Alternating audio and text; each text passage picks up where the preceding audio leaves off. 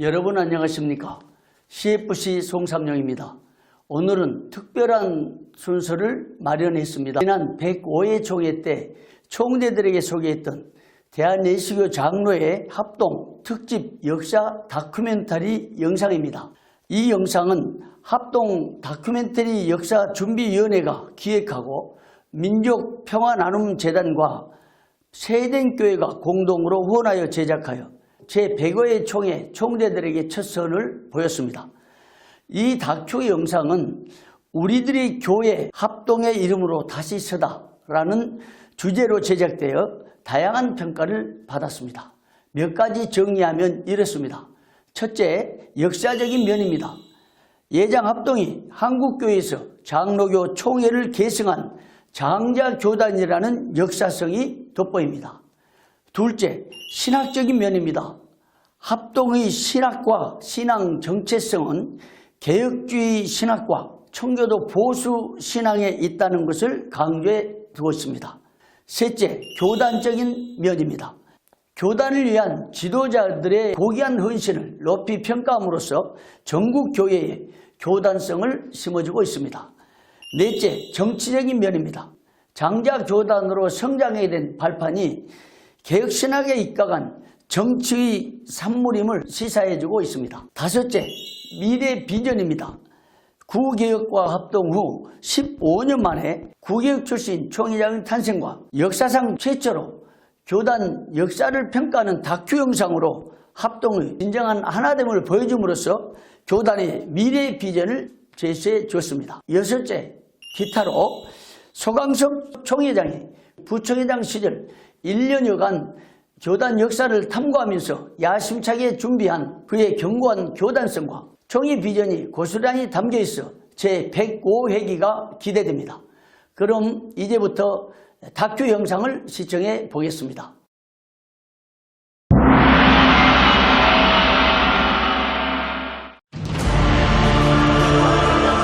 전 세계가 코로나19 사태로 위기 상황을 맞고 있는 2020년.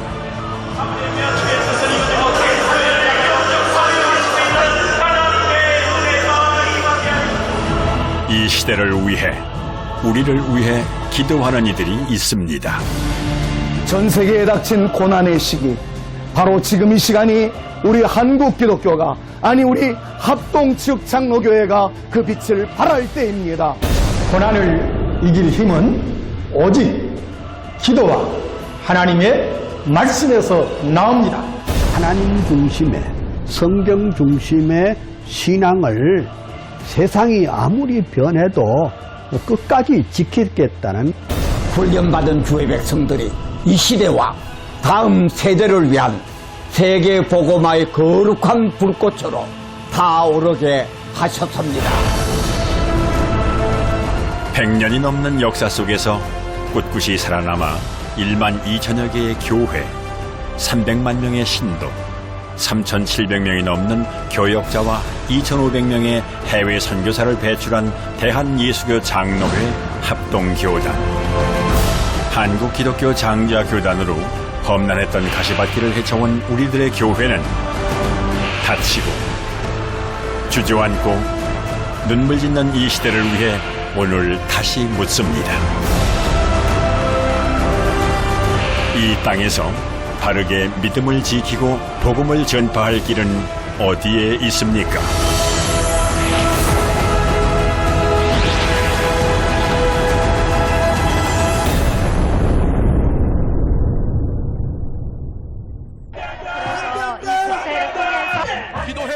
지난 2013년 세계교회협의회 WCC 부산 총회를 앞두고 반대 시위가 벌어졌습니다. 우리의 유일한 구원자 되심을 결의한다.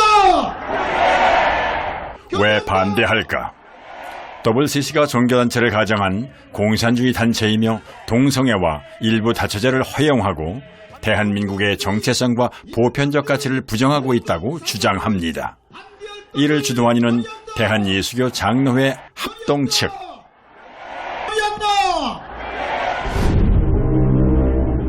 WCC에 대한 반대 목소리는 1959년 시작됐습니다.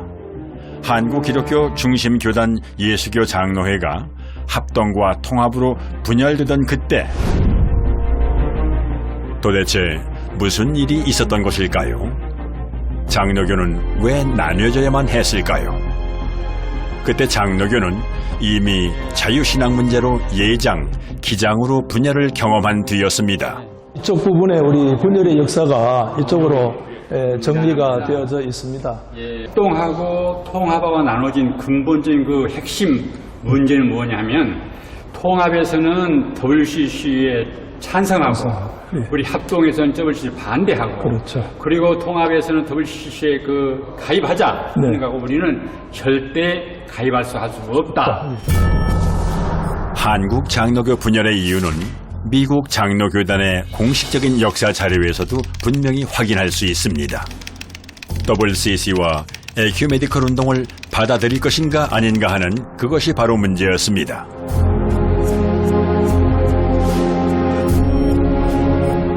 WCC는 세계교회협의회라고 하는 좋은 이름을 가지고 있는 것 같지만 실질상은 교회 일치운동이기 때문에 사실상 다원주의적 신학을 따라가고 있습니다. 우리는 성경 중심, 칼빈주의적 개혁신앙을 가지고 있기 때문에 예수 그리스도의 유일성을 무시하는 다원주의 사상은 우리는 절대 반대했던 신학적인 중심이 놓여 있습니다. WCC 세계교회협의회는 다른 종교, 다른 사상과들도 연합하고 교류하며 하나가 되자는 에큐메디컬 운동을 전개하는 기독교 단체. 당시 WCC는 자유주의 신학과 종교 혼합주의를 용인하고 말이에요. 그때 공산주의도 지원하는 용광주의 노선을 취하고 있었기 때문에 우리 개혁 보수 합동교단은 결단코 그것을 받아들일 수 없었고 또 그들과 하나가 될 수가 없었습니다. 장로교단의 분열 시발점은 1959년 가을 예정되어 있던 대한예수교 장로회 총회였습니다.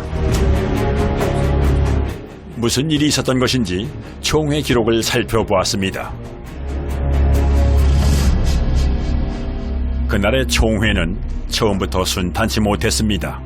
1959년 9월 24일 오전 7시 대전중앙교회당에서 대한예수교 장로회 총회 제44회 총회가 회장 노진현 목사님의 사회하에 개회 예배를 시작했다. 이날 총회는 결국 무산됐는데 문제는 그 뒤에 발생합니다.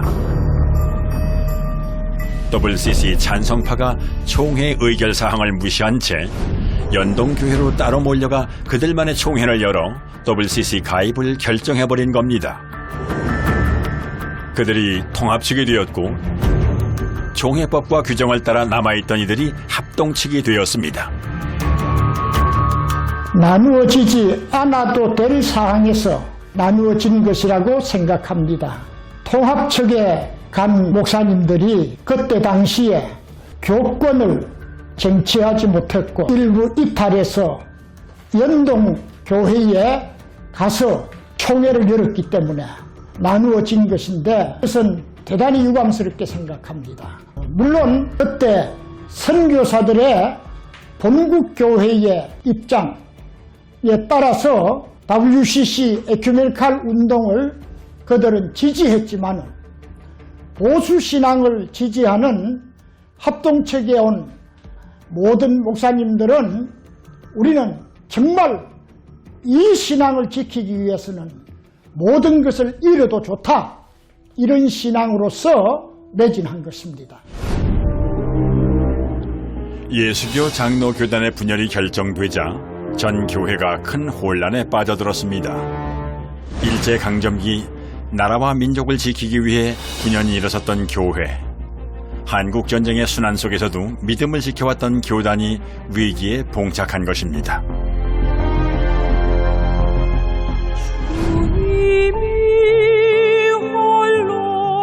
그러나 분열을 감수하면서라도 지켜야 할 것이 있었습니다. 그것은 하나님과 교회 앞에서 순결한 보수 신앙을 지키는 일. 이제 낮은 자리로 내려간 합동측 목회자들에겐 험한 가시밭길이 예고돼 있었습니다. 그 길을 합동측의 교회가 다 뺏겼더라고. 신학교도 없고 신문도 없고 뭐 병원도 없고 학교도 뺏고 다 뺏고 심지어 어떤 목사님들은 사택까지 뺏겨서 제가 그때 이제 같이 다녔으니까 열흘 동안 보니까 그분들의 가구를 막 길바닥에다가 마당에다 내놓고 이제 그런 현상도 봤거든요. 그래서 뭐 목사님들이 울고 그런 모습도 보고 고아원 아이들 먹을 게 없어가지고 뭐 아우성 치고 그 가는 곳마다 만나는 사람마다 기관마다 도와달라. 믿음의 본을 보여준 선교사들도 다 떠나갔습니다. 그들은 외롭고 고독한 길을 걸어야 했습니다. 순결한 보수 신학을 지키기 위해서 그들은 오직 하나님 한 분만을 바라보고 그분께 눈물로 부르짖으며 고통의 십자가를 지고 골고다의 길을 걸었습니다. 스스로 험난한 광야의 길로 들어선 겁니다.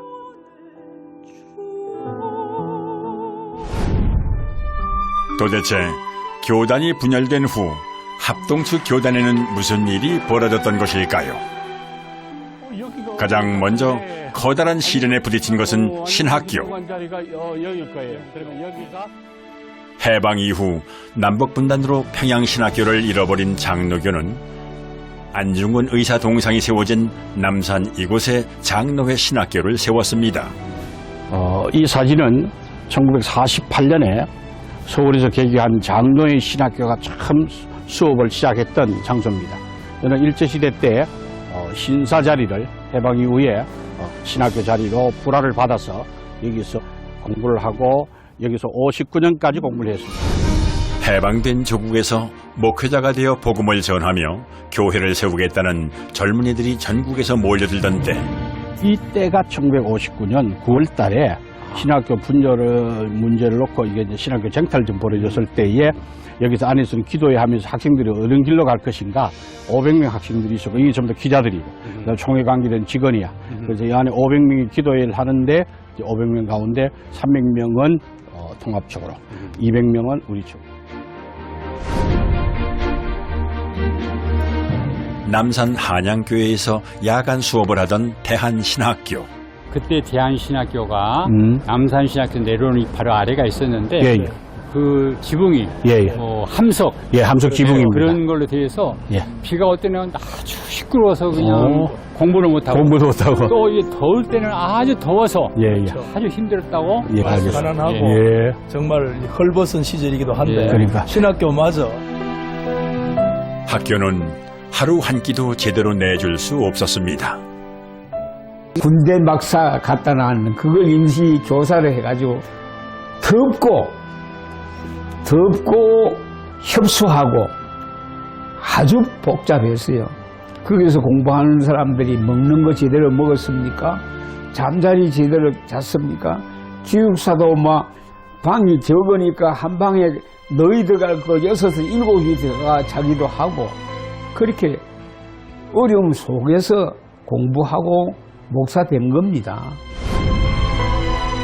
열악한 시설에서 배고픔을 견디며 오로지 보수 신앙의 선구자, 일꾼이 되겠다는 일념으로 엄혹한 시절을 버틴 이들은 결국 한국 기독교 대부흥의 큰 밑거름이 되었습니다.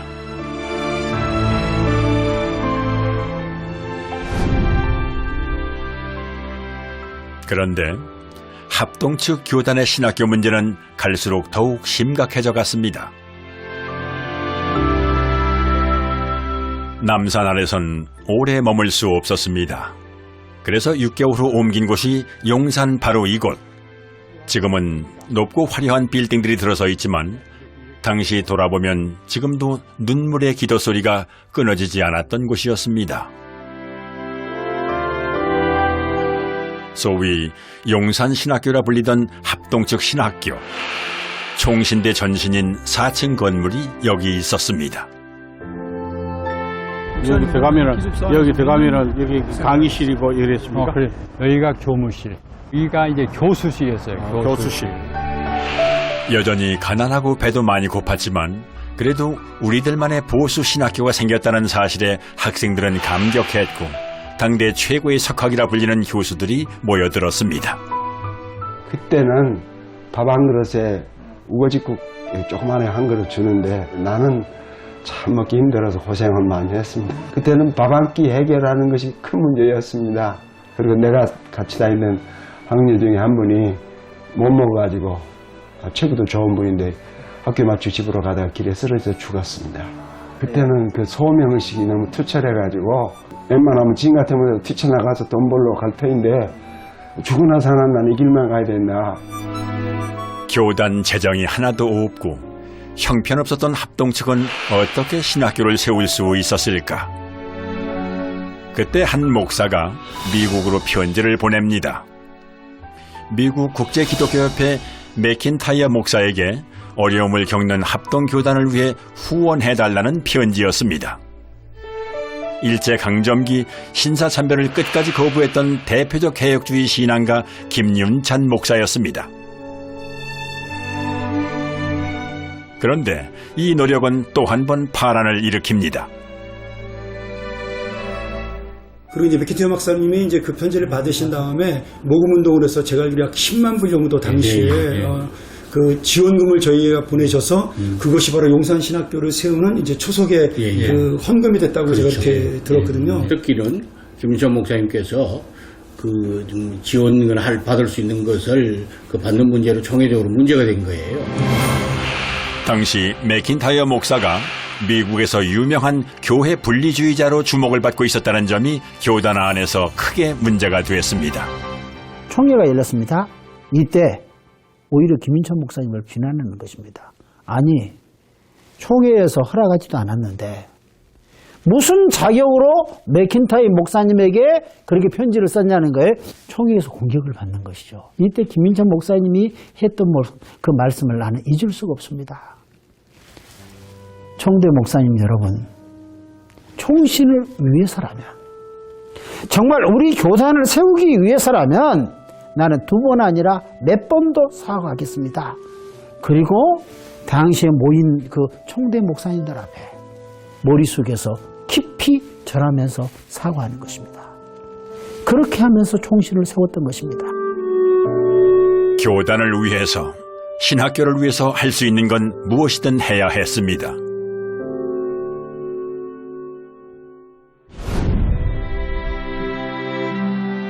교회의 분열을 감당하고 가난과 배고픔도 이기게 한 개혁주의 보수신앙. 한국 기독교에서 그 신학적 토대를 구축한 이가 박형룡 박사입니다. 그의 신학적 사상을 정리해 놓은 신학난제 선평. 1935년에 나온 근대 신학 난제 선평 35년 평양에서 나온 원본이 되겠습니다. 자유주의 신학, 신비주의 신학을 경계해야 하는 이유를 설명해 놓았습니다. 지금도 이제 현대 신학이라는 과목이 있는데 이미 35년도에 이런 서구 신학에 대하여 18가지 주제로 평가하고 비판했다는 게 너무 일단 놀라웠고, 또 자료 활용이 어려운 때인데 그 한국 일정 하에서 칼 바르트나 브루너 신학 자체도 다루고 있다는 게 일단은 굉장히 놀라웠습니다. 마지막으로는 50년 동안 선교사들조차도 이런 대작을 낸 적이 없는데 한인 신학자가 847페이지에 달하는 대작을 냈다는 게 그들도 놀랐겠지만 오늘 우리가 봐도 굉장히 놀라운 일이라고 생각이 듭니다. 예.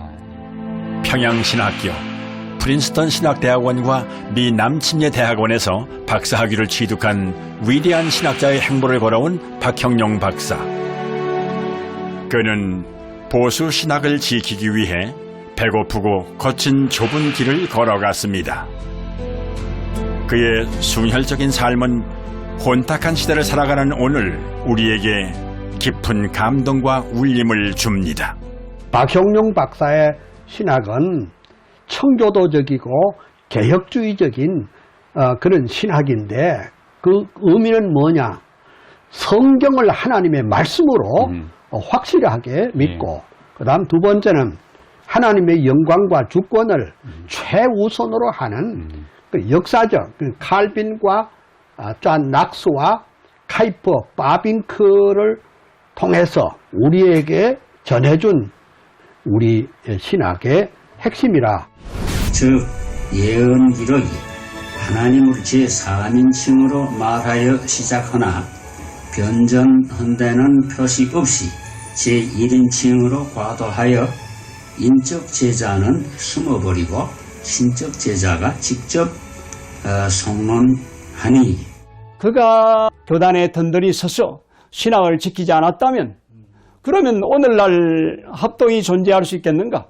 총신대학교 신학대학원이 남아있을 수 있겠는가? 만약 박형룡 박사가 없었다고 하면 한국 신학 자체가 자유주의 신학, 그 이후에는 칼발트 신학으로 물들었을 텐데 박형룡 박사님이 오셔서 역사적인 개혁 신학의 학문의 틀을 놓았다고 하는 것. 이건 교단을 떠나서 타 여러 가지 교단들이 보수화되는데 경량한 역할을 했다고 하는 것. 박형룡 박사님은 한마디로 보수의 대변자라고 할 수 있습니다. 하나님이 우리나라에 주신 가장 큰 선물과 축복 중에 하나입니다. 신학의 대립은 1938년 장로교 신사참배 결정 이후 평양신학교가 문을 닫으면서 예고된 일이었습니다. 해방 이후 장로교는 조선신학교를 개교했는데 김재준, 송창근 박사가 이곳에서 자유주의 신학을 가르치기 시작합니다. 그런데 이때 정규호 목사를 중심으로 51인의 신학생들이 51인 신앙동지회를 결성, 자유주의 신학을 배격하는 운동을 전개합니다. 학생들이 그 조선신학원에서 퇴학을 당한 한이 있더라도 그 교단의 신학적 입장을 지켜야 한다라고 하는 그 열망을 가지고 1947년 제33회 총회 때 이제 51인 신앙 동제가 총회에다가 진정서를 제출하죠. 잘못된 자유주의 신학을 가리킨 내용이 전 교단적으로 확산되어서 교단의 신학적 입장을 지켜야 한다라고 분명히 일어난 도화선이 되게 했던 그 사건이 바로 신앙 동지 사건입니다. 그리고 또 이 51인이 총회 진정하게 된 결정적인 분이 있는데 그 역할을 하신 분이 대구에 계셨던 박종사 목사님이십니다. 그리고 또 가장 그 당시에 나이가 낮았던 분 가운데 우리 차종률 박사님의 아버지이신 차남진 목사님. 저는 아버지지만은 아버지의 그런 신학적인 입장을 제가 이해를 못했어요. 소위 말하면 꼴통 보수를 그렇게 왜 이렇게 지켜야 되는가. 세상도 변했으면 아버지도 바꿔줘야 되는데 왜 그런가 했는데 그분이 예수를 믿고 나서 그가 받았던 복음은 남장로의 선교사들로부터 정통적인 개혁주의 그 신앙 그걸 받았기 때문에 그는 그걸 복음을 전하기 위해서 다니다가 잡히셔가지고서 일제시대에 형무소도 서대문 형무소까지 가셨어요. 그렇기 때문에 그러한 것이 밑바탕이 돼서 50인의 동지회도 그냥 들어간 게 아니란 말이죠. 이 세상이 아무리 바꿔줘도 이 신앙만큼은 지켜야 된다.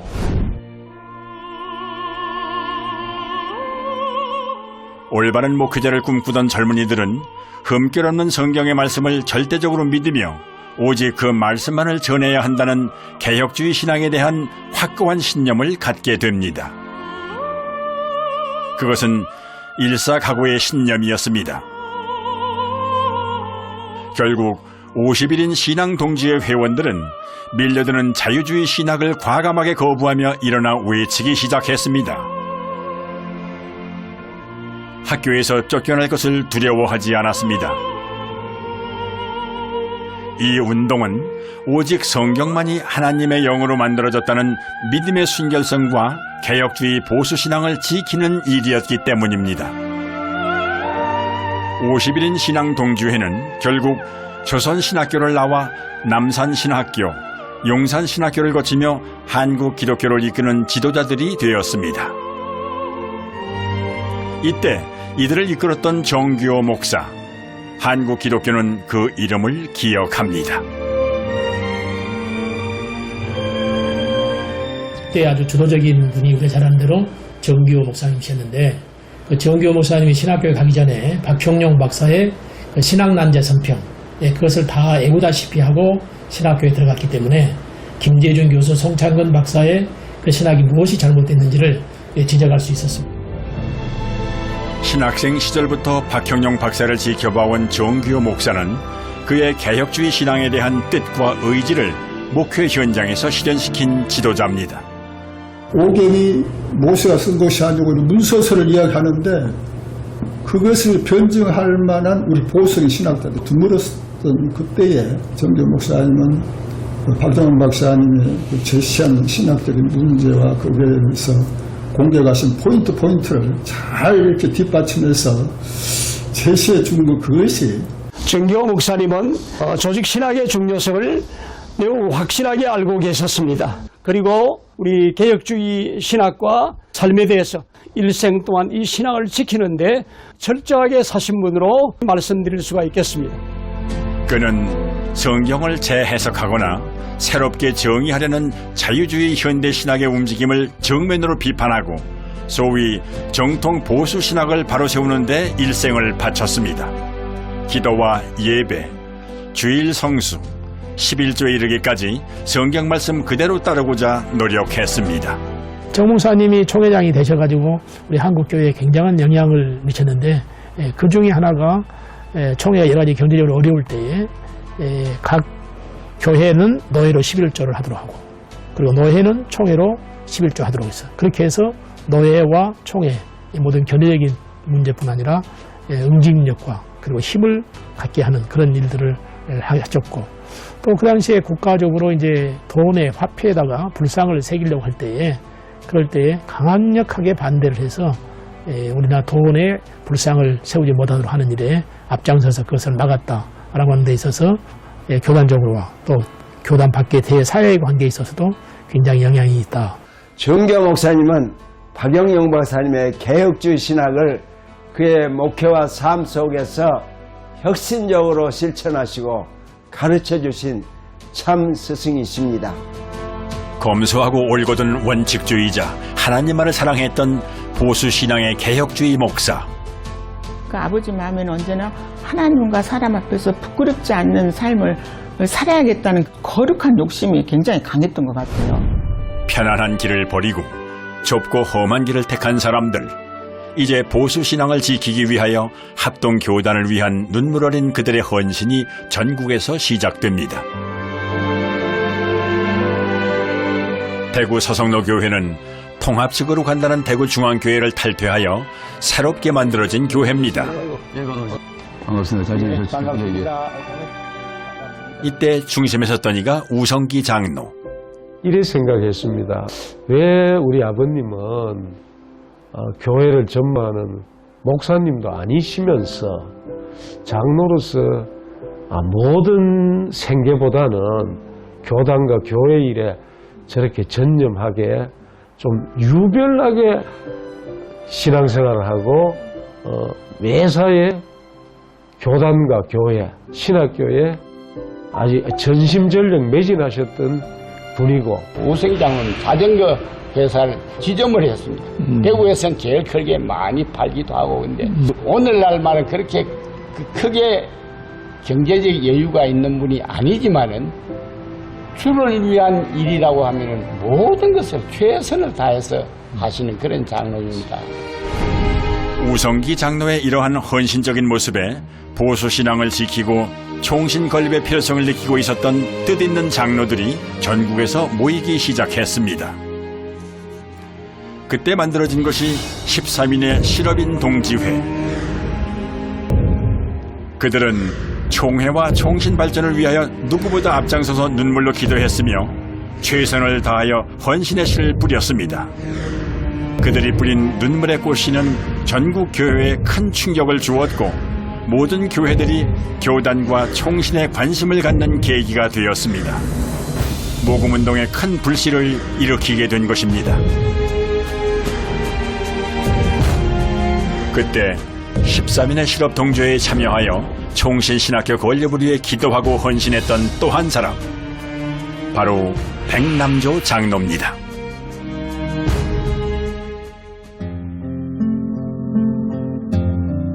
지금은 거대한 주상복합 아파트가 들어선 이곳은 50여 년 전엔 부산 우이각의 작은 마을이었습니다. 백성기 장로는 아파트를 볼 때마다 젊은 시절 아버지가 운영하던 공장이 떠오릅니다. 가족들과 직원들이 손에 피가 나도록 광목을 표백해 판매하며 키워나가던 작은 회사. 그 힘들게 모은 자금을 총신대 건립을 위해 모두 바칩니다. 도네이션 할 당시에는 우리 어른은 전혀 가족들하고 상의 없이 하나님과 상의하고 기도하고 그런 결과로 자기 처리해버리니까 우리는 전혀 모르지. 그러나 이제 우리 어려움이 너무 많으니까 가족들은 좀 섭섭한 마음이 없잖아요. 지금 가치로 따지면 수백억 원이 넘을 겁니다. 어떻게 이런 헌금을 할 수 있었을까? 백남조 장로가 온 가족과 함께 다녔던 부산 부전교회를 찾았습니다. 부흥회를 하는데 몸이 아팠던 수년 동안 병을 앓았던 백남조 집사님이 큰 은혜를 받고 집을 바치게 됩니다. 몸이 아픈 백남조 집사가 바칠 정도면 우리도 해야 되지 않겠는가. 도화선이 되어서 엄청난 헌신으로 6.25 전쟁 중에 예배당을 짓게 됩니다. 여기에 일본으로 기록된 분이 백남조 장로님이십니다. 전도를 중요하게 여기시다 보니까 본인이 전도할 시간이 없으면 돈을 주고 사람을 사서 전도를 시켰고요. 그리고 총신을 도운 것도 목회자를 잘 양성하면 많은 사람 전도할 수 있기 때문에 총신을 위해서 헌신하셨다고 합니다. 백남조 장로는 총신대를 위해 헌금하며 가졌던 목표는 단 하나. 신학교를 세우면 목회자가 길러지고 그러면 더 많은 전도를 할 것이라는 복음전도 선교의 꿈입니다. 그 꿈을 위해 그는 넉넉지도 않았던 자신의 사업을 모두 걸었습니다. 중학교 1학년이었는데 입학금이 없어서 학교 입학을 하지 못하고 그런 참 굉장히 어려웠고 공장 옆에 판잣집에 살았어요. 판잣 옆에 사니까 양철 지붕이 비 오면은 막 소리가 두두두둑 소리가 나고 이런 별로 좋지 않은 환경에 살았으니까 아버지 생각으로서는 좋은 집을 지어가지고 할머니 살아 생전에 호강을 한번 시켜보겠다는 생각으로 그래서 그 돈을 모았는데 그 돈 모은 것을 그 노진현 목사님을 이렇게 따로 불러내서 자기가 대지를 확보를 해보겠노라고 이렇게 하게 된 것이 동기가 되었습니다. 공장 옆 한 구석을 임시로 막은 작은 판잣집에 살면서 손가락이 휘어지도록 고생한 어머니를 위해 효도 한번 해보려고 모은 돈까지 총신대에 바친 백남조 장로. 부도가 나고 감옥까지 갔음에도 불구하고 누구를 원망하거나 또 교단에 대해서 원망하거나 전혀 그런 건 없이 돌아가시기 전까지 하는 말씀이 내가 왜 이래 복이 많노 그런 말씀을 여러 번 하시면서 계속해서 학교를 도왔어요. 학교를 도와서 이 다 모든 것이 이렇게 늘 생각할 때마다 참 감사의 눈물이 흐릅니다.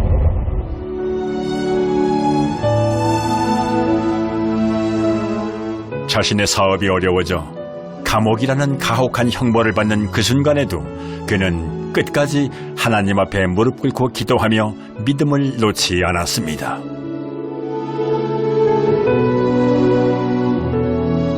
아버지가 보여준 그 헌신적인 믿음과 사랑은 오늘 백성기 장로의 가슴을 더 깊이 울리고 있습니다.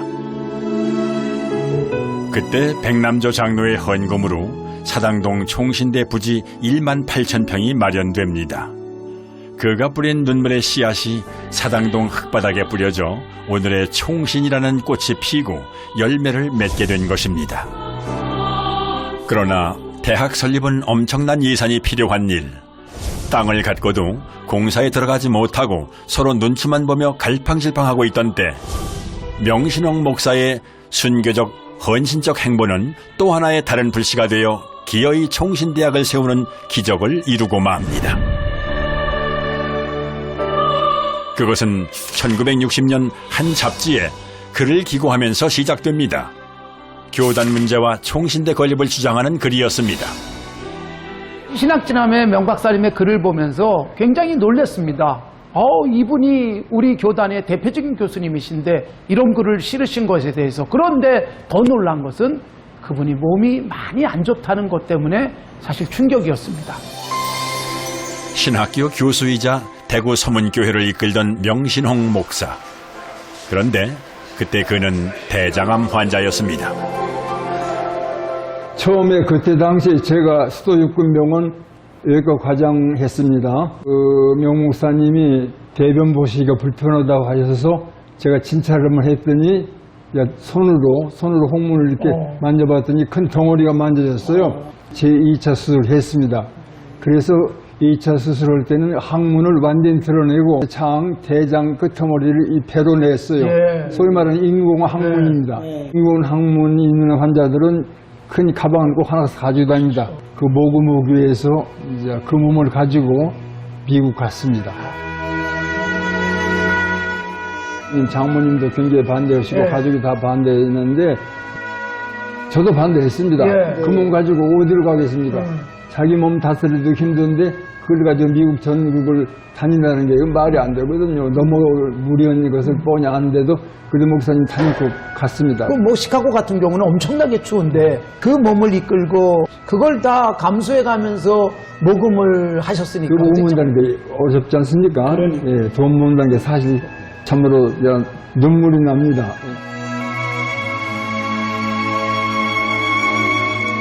제대로 배설할 수 없으니 제대로 먹을 수도 없는 나약하고 병든 암 환자의 몸.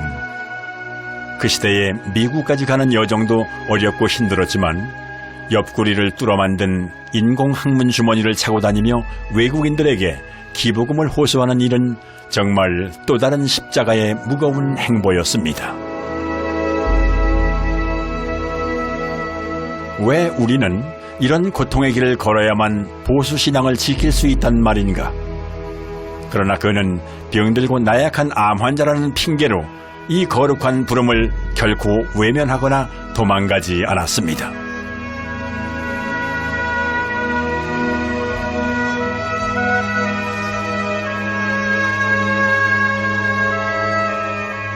명신홍 목사에 관한 자료를 모아온 김남식 박사는 당시 상황을 알 수 있는 귀한 자료를 보여줍니다.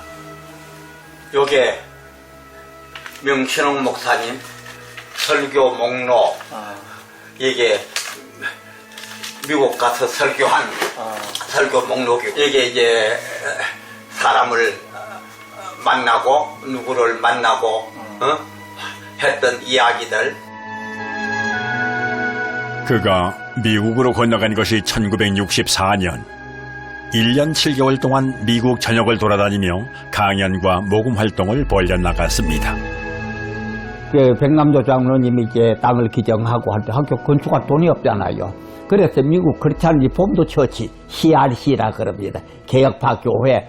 왜 간고 하면 명신홍 박사님이 그 교단이 만든 칼빈 신학교 졸업생이요. 체류비를 절약하기 위해 호텔 예약들을 모두 취소하고 모교인 칼빈 대학교 학생 기숙사를 빌려 들어가 직접 국수를 끓여 먹고 미 전역을 찾아다니며 기부 활동을 이어갑니다. CRC에 가서 자기 동창들 친구들을 통해서 우리 총신 건축 기금을 모은 겁니다. 3만 달러. 그 당시에 3만 달러, 요새는 별것 아니지만 그때는 엄청났습니다. 심지어 한인교회와 교인들 그리고 미국인들까지 적게는 5달러에서 30달러, 100달러까지 명신홍 박사는 일일이 기부자들의 헌금을 모두 기록으로 남겨 총신대를 위한 그 정성을 기억했습니다.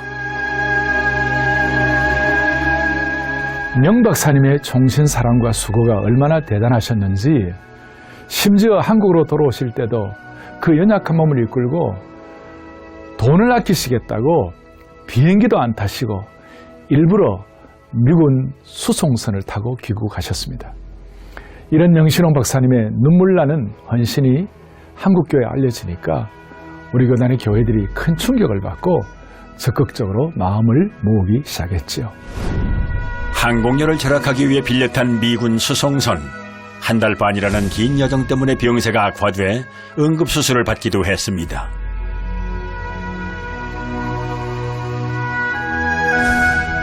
이런 헌신이 알려지자 많은 국내 교회에서도 감동을 받고 대대적인 모금에 동참하게 됩니다.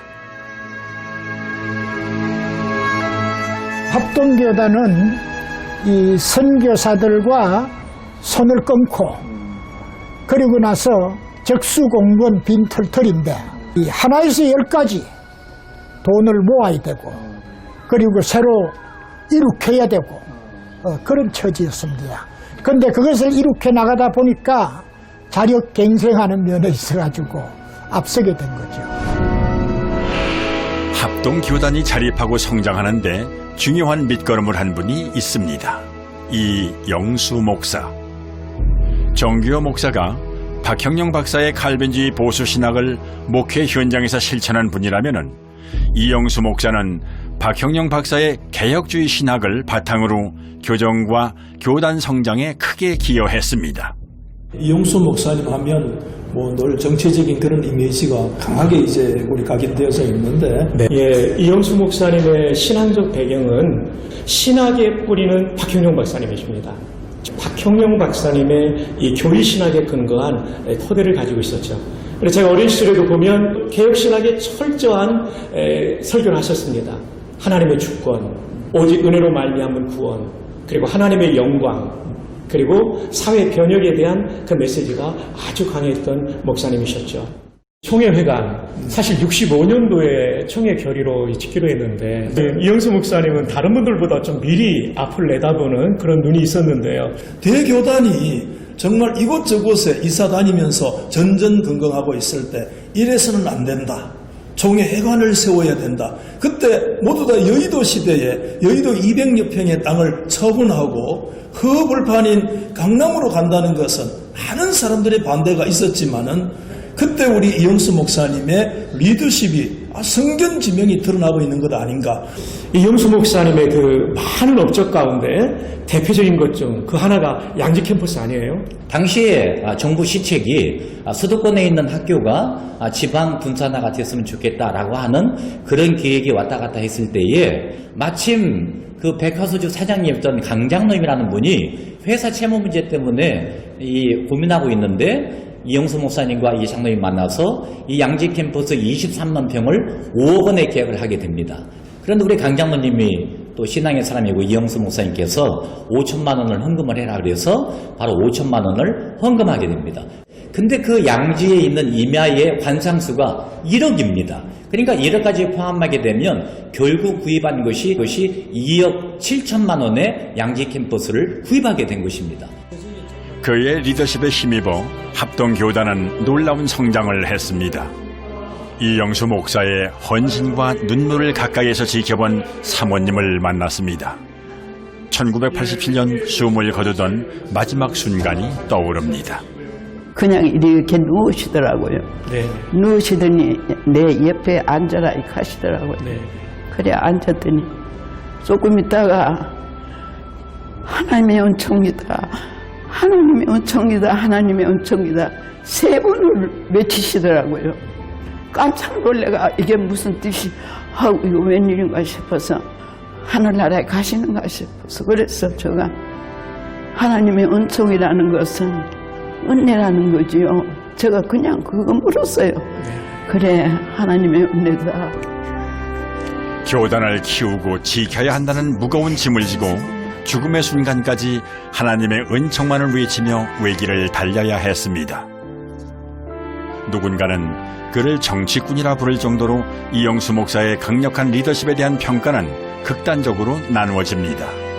그러나 분명한 것은 그는 개혁주의 보수신앙을 지키고 교단을 위해 헌신했던 하나님의 충실한 일꾼이었습니다. 이영수 목사님은 하나님께로부터 특별한 지도자적 달란트를 받은 분이다. 인격이 출중하고 아까 말씀드린 대로 말씀 증거나 모든 그 행정적 처신이 확실하고 그리고 보수신학을 가지신 분으로서 시종여일하신 분이고 어떤 일을 한번 맡으면 끝까지 밀고 성취를 시키는 그런 의욕을 가지신 분이고 저 때문에 충신이 바로 섰고 그만한 일꾼이 없어요.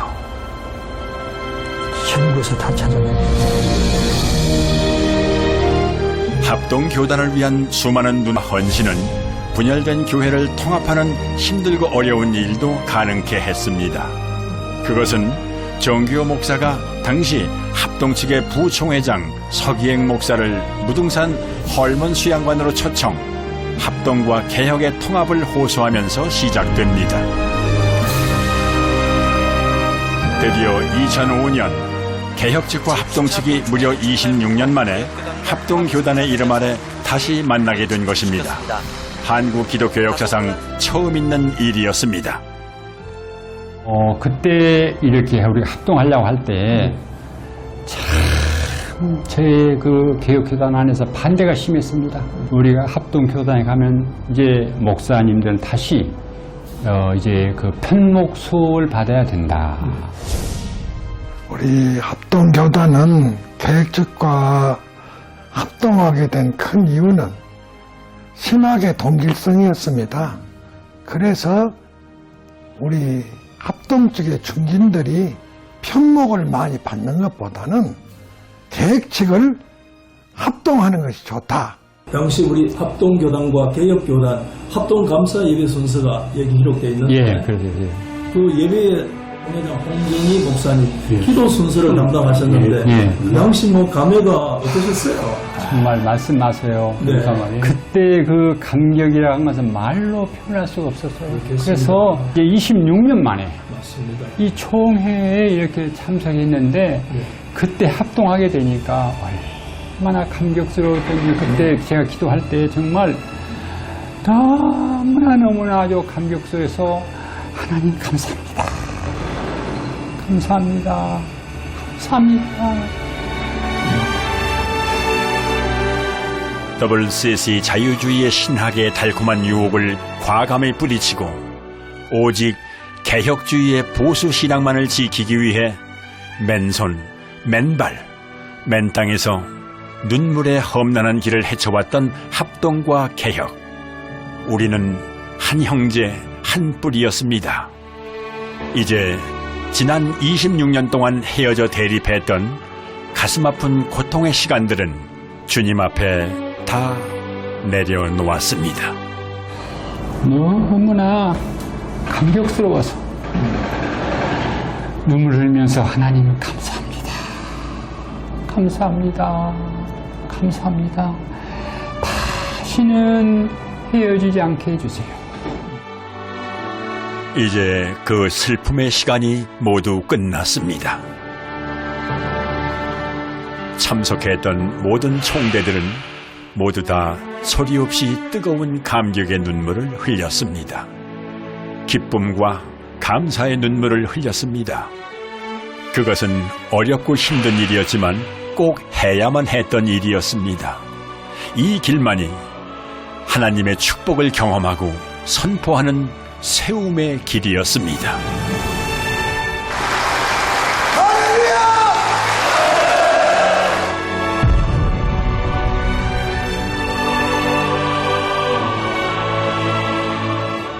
우리 그때 이제 우리 장로교회사에 참 역사적이고 의미 있는 그런 일이죠. 우리 총회 한국교회 역사 가운데 나누어졌다가 합쳐진 일이 없거든요. 그래요. 한번 합치려고 그러다가 또 헤어지고 이랬는데 이번에는 2005년에 합쳐져서 15년 동안 이렇게 이제는 거의 뿌리를 다 내리고 참으로 아름다운 이 역사는 세계 역사상에서 처음 있는 일이죠. 1979년 비록 갈대처럼 헤어져 아픔과 오점의 뒤안길을 걸어왔다 할지라도 봄꽃은 여름꽃을, 여름꽃은 가을꽃을, 가을꽃은 겨울꽃을 그리워하며 피는 것 같이 2005년 합동교단의 하나됨의 역사는 한국 교회사 불멸의 역사로 기록될 것입니다. 하나님의 축복의 역사는 70년대 시작 후에 80년대와 90년대를 거치며 놀라운 대부흥의 시대를 만들어냅니다. 합동교단은 가장 빠른 성장세를 보이며 한국 기독교 중심 교단으로 자리를 잡았습니다. 하나님의 일은 하나님이 하시고 그리고 하나님의 일은 돈으로 하는 게 아니라 믿음으로 한다는 것을 보여준 것이 오늘날 우리 합동측 교단이죠. 분열의 시대에서 화합의 시대로, 고난의 시대를 이기고 부흥의 시대로 접어들면서 합동교단은 국내 선교는 물론 해외 선교에 힘을 모으기 시작합니다. 1907년 9월 17일 동로회 조직 후에 선교하지 않는다면 진정한 장로교회가 아니다라는 결의를 채택하고 모든 장로교회는 선교회이고 모든 장로교회 교인들은 그 선교회 평생 회원임을 고취시키면서 출발했습니다. 합동교단의 세계 선교회. 교단 차원에서 세계 선교를 지원하고 선교사 파송을 이끌자 각 교회들이 일어섰습니다. 세계가 주목하고 있습니다. 더욱이 젊은 세대의 참여와 관심이 크게 더해졌습니다. 세계 선교의 활동은 다음 세대에게 복음 전파의 사명을 이어주는 중요한 다리가 되고 있습니다. 우리 합동교단의 해외 선교는 하나님의 은혜 가운데 날로 발전하여 다른 교단에 비해서 5배 내지 7배 정도의 많은 선교사들을 파송했습니다. 지금 현재 우리 GMS는 102개 나라에 2,579명의 선교사들을 파송해 순수한 개혁주의 복음을 전 세계에 전하는 데 최선을 다하고 있습니다. 모이고 기도하고 복음을 전파합니다. 전 세계 곳곳 어디에라도 주저하지 않습니다. 한국 기독교를 일으켜 세웠던 110여 년 전 평양 대부흥운동처럼 다시 한번 말씀과 교회를 세우기 위해 오늘도 묵묵히 내일을 향해 걸어갑니다. 할렐루야! 우리 한국 기독교 136년 역사 가운데 하나님께서 우리 합동교단을 세계 최대 장자교단으로 성장시켜 주셨습니다. 이제 우리 맏형으로서 모든 다른 교단들을 잘 아울러가면서 강력한 리더십을 가지고 우리 대한민국을 영성 대강대국을 만들도록 최선을 다하겠습니다. 힘들고 어려웠던 시대를 이겨온 대한예수교 장로회 합동교단. 선배들이 피와 땀으로 일궈온 한국 기독교 역사를 당당하게 이끌어가기 위해 연대와 화합 그리고 올바른 신앙 정립에 나서고 있습니다. 총신대 양지 캠퍼스 안에는 자그마한 한옥 한 채가 서 있습니다. 이것은 1883년 황해도 장현군에 세워졌던 소래교회를 재현해 놓은 것입니다. 이 소래교회는 우리 황해노회가 1984년도 126회 정기노회 때 황해도에서 내려오신 목사님들, 장로님들이 주축이 되어져서 우리가 이 귀한 이 역사적인 교회를 소홀히 할 수 있겠느냐, 우리 복원하자. 그래서 84년도에 126회의 결의를 하고 1988년도 88 올림픽 때에 이것을 기공해서 그저 한 2년 동안 애써서 우리가 이렇게 복원했습니다. 바로 이 소래교회는 우리 한국교회 기독교 역사상 최초의 교회요 자랑스러운 역사입니다. 그러므로 이 소래교회로부터 우리 한국교회의 중요한 전통 하나가 만들어졌습니다. 그 어떤 어려움이 닥쳐도 스스로 해결해가는 자립운동의 전통이라고 할 수 있습니다. 우리 총회는 오직 순수한 신앙과 순혈적 신학, 그것 하나만을 지키기 위해서 분열의 뼈저린 아픔을 겪어야 했습니다. 교단의 적통성과 법통성을 가졌음에도 불구하고 우리 교단의 선진들은 저 허벌판에서, 아니 풀 한 폭이 나무 한 그루 없는 저 황무지 같은 곳에서 다시 교단을 세우기 위해서 땀과 눈물의 꽃씨를 뿌려왔습니다. 이제 우리는 교단 초창기와 부흥기 때 선진들이 보여주었던 그 일사각오의 신학인 칼빈주의와 개혁신학을 지키며 우리 총회를 세우려는 그 정신과 영성을 이어가야 합니다. 그렇게 해서 우리 교단을 세울 뿐만 아니라 무너져가는 한국교회를 다시 세우고 책임지며, 아니 세계 교회에까지 영향을 미치는 글로벌 총회로 다시 솟구치고 웅비해야 합니다.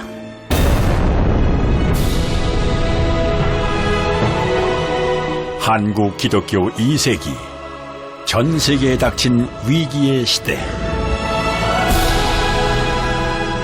우리들의 교회는 합동의 이름 아래 더 굳건할 것입니다.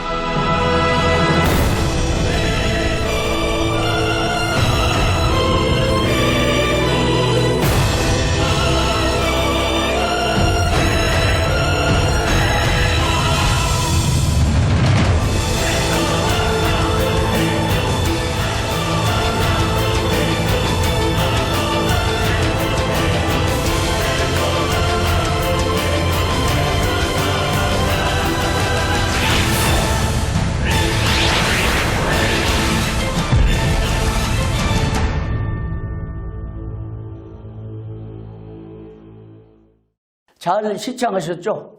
정말 이 영상은 총회 총대들뿐만 아니라 전국의 목회자들 그리고 전국교회 성도들이 한번 같이 시청해서 자랑스러운 대한예수교 장로회 합동교단에 대한 역사를 잘 보고 이 교단을 세워주신 하나님 앞에 감사하며 하나님께 영광을 돌리는 귀한 계기가 되었으면 좋겠습니다. 여러분 감사합니다.